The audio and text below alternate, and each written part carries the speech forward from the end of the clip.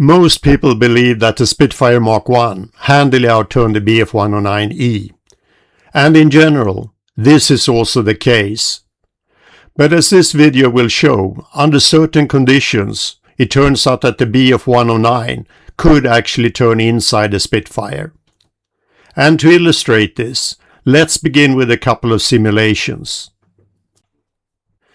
First, here's a bird's eye view comparison of both aircraft at 1000 feet, or about 300 meters, with neither aircraft using flaps. The markers in this animation are set 1 second apart.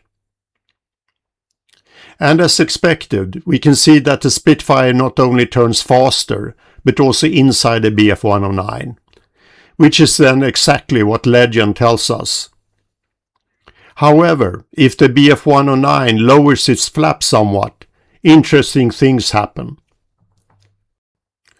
Because as we can see, with its flaps dropped as little as 25 degrees, it's now the Bf-109 turning inside the Spitfire, and not the other way around. So surprisingly, these simulations actually indicate that it was possible. But this then of course begs the question, are these simulations really credible? In addition, is it really feasible for the Bf-109 to use its flaps in this way in a dogfight? And all these questions and more will be answered later on in this video. But first, let's begin with the most important question, the one about the simulation model itself and its credibility. And this traces its origins to an analytical model developed by Saab's Department for Conceptual Military Aircraft already in the 1970s, and which I then used as a basis for my master's thesis in 1986. After graduating, the code lay dormant for many years, until I revived it and added the possibility to also model propeller aircraft in 2005. The code has been validated using both flight test and contemporary aircraft evaluation data, more about which will be detailed on later slides. And with this having been said about the simulation model itself, let's now look at the aircraft's technical details and how these have been modeled in the simulations.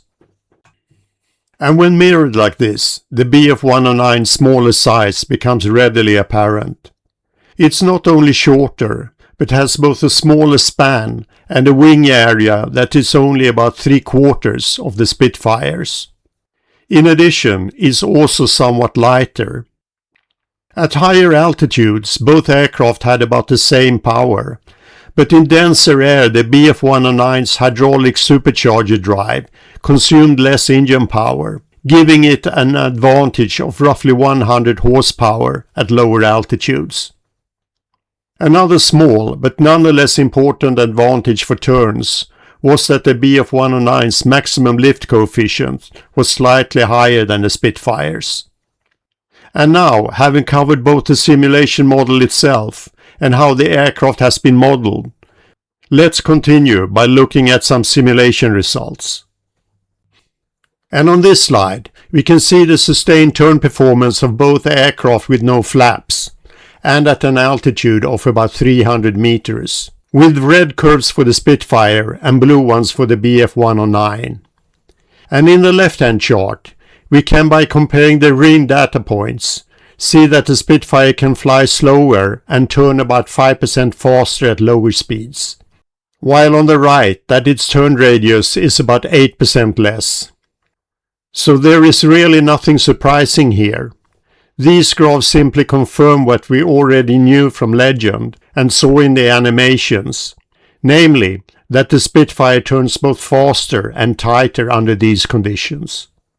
However, they also tell us something new that we did not know from before.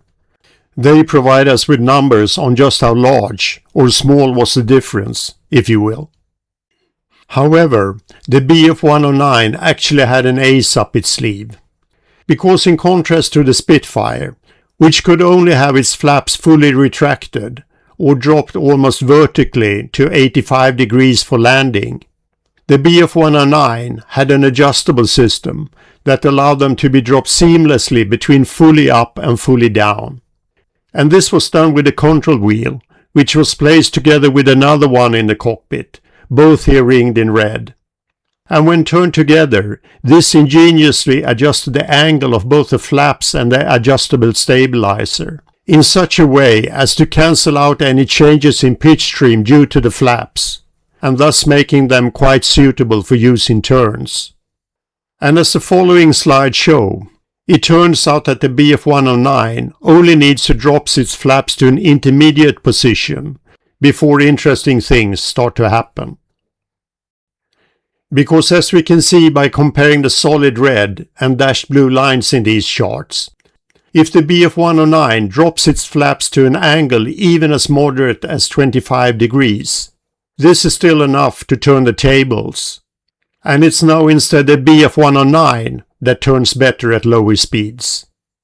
And this certainly goes against the grain of common knowledge, which holds that while the Bf-109 certainly climbed well and was fast, that it had no chance at all in a turn fight with the Spitfire. But even so, as we see in these figures, there are actually exceptions to this rule, which naturally raises some interesting questions. What happens at higher altitudes? Or if the Spitfire is powered by 100 octane instead of standard 87 octane fuel? Could the Bf-109 even so still stay competitive by dropping even more flaps? And what role did the automatic leading edge slats actually play? And all of these questions and more will be covered in a much more detailed 45-minute video, which I hope to release shortly, and which will cover both sustained and instantaneous turns at different altitudes and power settings in greater detail. It will also examine the effects of 100 octane fuel, and also address some of the common misunderstandings surrounding the Bf-109's automatic slats. In addition, it will provide a more detailed discussion of the simulation models and their validation. So if you'd like to know when this video becomes available, please consider subscribing to the channel. And while all those subjects will be explored in the upcoming video, they are already covered in much greater detail in my recently published book, which in addition to turn performance also examines the Spitfire Mk I's and Bf-109E's speed, climb, acceleration, dive and zoom, and energy retention performance. It also places these aircraft in their historical and technical context, describing the development of aerodynamics in Great Britain, Germany, and the United States during this time period. And finally, it contains a dedicated chapter describing the C++ simulation models and their validation. Finally, thanks for watching, and I hope you found this interesting. And if you'd like to see the longer and more detailed analysis when this becomes available, please consider liking the video and subscribing to the channel.